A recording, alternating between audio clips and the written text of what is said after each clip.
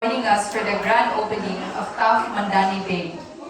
The highlight of our program today is the official press conference for the TAF Barbershop 11th Anniversary Run 2026. I want to direct your attention to our panel today who are here to give us more details about the upcoming TAF Run 2026. Please help me welcome Mr. Stuart Wayne Yolanda, the CEO of the Urban Fade Incorporated, the company behind TAF Barbershop, along with our race director, Mr. Joel Juarez of Coco Running. Tanaw, Will. Lingkod, Will. Tupihan kaya, magstorya. Okay, good morning everyone. I'm Stuart, so you can call me Stu.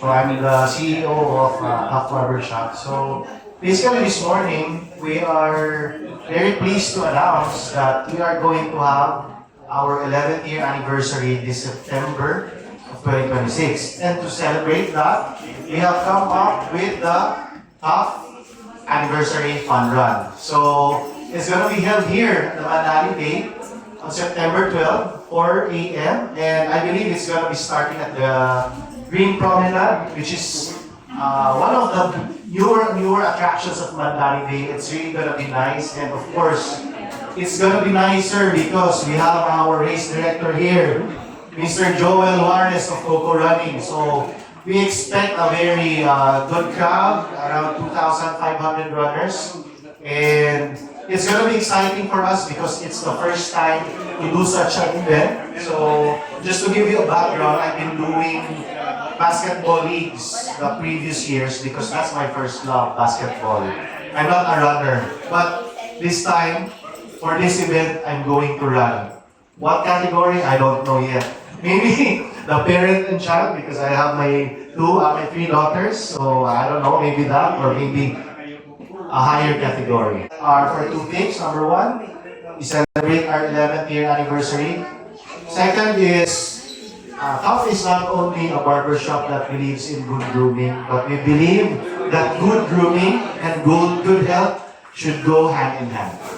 Okay? So I think that's, what do you call this? A background of this event. So I'll give the mic right now to Mr. Joel to give us more updates. Yes, thank you, Stu.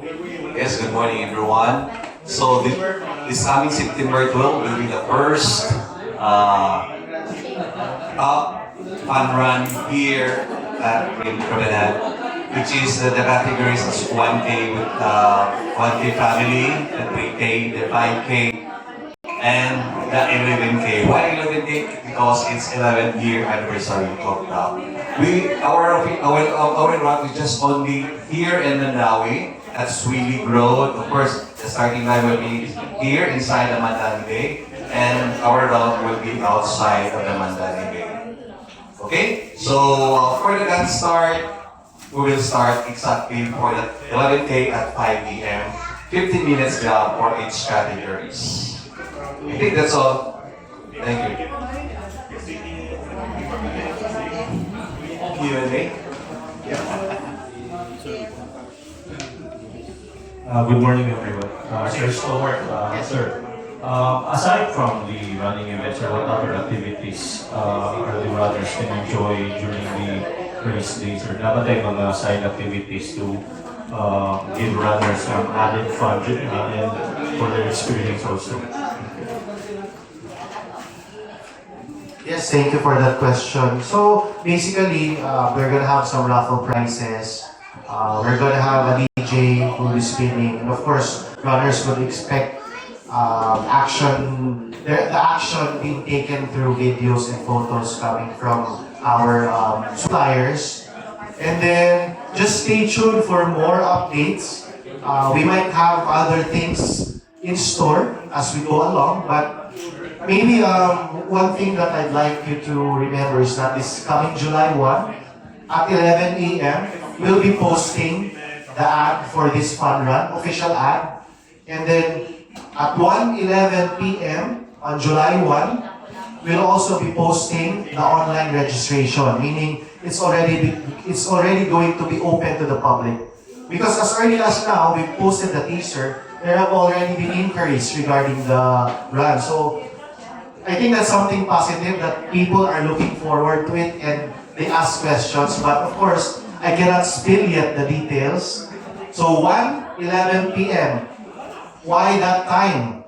One, because we are the #1 barbershop in Cebu, and I would say the Visayas and Mindanao, as we have been awarded by Sunstar as the Grand Slam winner of the best barbershop with the Best of Cebu award. Okay? And 11, because we are celebrating 11 years of Tough Barbershop. So 1:11 p.m. online registration will start on July 1. So regarding on the number of participants, are we also expecting 11,000? I hope so, but the representatives of Mandani are here, MM and Jeff are here, but unfortunately, we cannot do 11,000 here in Mandani as of now. We are limited to 25 runners for this event. So maybe soon, if they'll allow us, but I hope that that would be a reality, but for this time, not yet. So do we know the inclusions and the prices of each distance? So of course, it's the race shirt, the race bib, your raffle stub, post-meal event, and the finisher's medal. So I think those are the inclusions of your registration.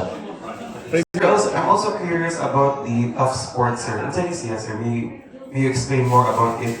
Okay, so basically, it was previously Tough Basketball because as mentioned earlier, I'm more of a basketball player. So when we organized this Tough Run, we changed it to Tough Sports to cover all types of sporting events, which is basketball, and then on September 12, running, and then maybe soon, di ba, magsilisag ingon, pickleball. So that's a different thing. That's why we put it under Tough Sports because we want to make another category that will basically focus on health and wellness. Of course, Tough Barbershop page is for our grooming updates. So to focus on the run, it's gonna be with the Tough Sports page. That's the reason behind it. What's with sports, sir, na interest you so much about it? Sorry? What's with sports na interesado kayo mayo? What's with sports, sir? Ano sports? With me in sports? Of course, personally, growing up, I've been encouraged by my late father to be into sports. And during my time, wala pa man tayo mga internet, we don't have any iPad, gadgets. TV was more of the knob pa, di ba? 5 channels, 7 channels. So, we were always outdoor. I play basketball, I play volleyball, I play shatong, and everything. If do you still know that sport? Wala na kakaila, di ba? So, basically, I'm a sports-minded person. So again, good grooming does not stop there. As a gentleman, as a person who enters stuff, we'd also like to promote good health. And one of the aspects of having good health is through running.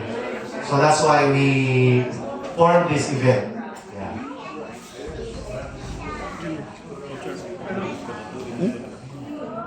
So, kuha na lang how much ang kuha for each distance. Test. So basically, we have a couple of categories. The 1.1 km, okay, 2 categories: single runner, parent and child. So single runner, it's 800. Parent and child, 1.5. Ang 3K category is also 800. 5K is 950. 11K is 1,100. So those are the categories that we have for this coming run. So, do you offer prices at ba sa mga top? Yeah, for sure there will be raffle prizes. So Review ba? there will be cash prizes, there will be raffle prizes. And of course, I've heard important yun, Sir Joe, no? Na ay finisher's medal. Okay, baka man daw pakitaon yun sa mga runners. So basically, I'm a newbie in this type of event. So I am relying on the expertise of Mr. Juarez and of course Miss Abby here to organize this event. So, we're very excited and I hope people will support us. So kamo, I'm sure managan po mo ani. You have your race kits also. So nagan ta, no? Sir, will this be a yearly thing na? I hope so, yes. I hope this will be a yearly thing. So it will really be dependent on the success of this event. So again, I ask everyone to help us to make this event successful. So this will be a yearly thing. Okay? So kuan Prizes, the cash prizes. Wait lang, wala ko ma-memorize. But yeah, we'll be posting it also together on July 1. All the details, the categories, the prizes, siya talaga. Sir, finally lang kuan, invite na lang daw sa Buanos to, to join the run. Joel lang. Okay, so I'm inviting everyone is coming January at September 12 and the Mandani Day for the first 11th anniversary of Top Run. Again, this is September 12 here at Mandani Bay. So I'm inviting all the running enthusiasts, running clubs, and of course families. Thank you. So again, to all the Cebuanos out there, and of course not Cebuanos, we invite you to join us in the 11th year anniversary Tough Run, okay, which will be held here in Mandani Bay. And also, I invite everyone to visit our newly opened branch. We're here right now at the Mandani Bay. So today is the grand opening. Drop by everyone. So we'll be here until 8 p.m. Tama, no? Okay, so still early. So come over to Mandani Bay and hope to see you on September 12. Thank you. Thank you.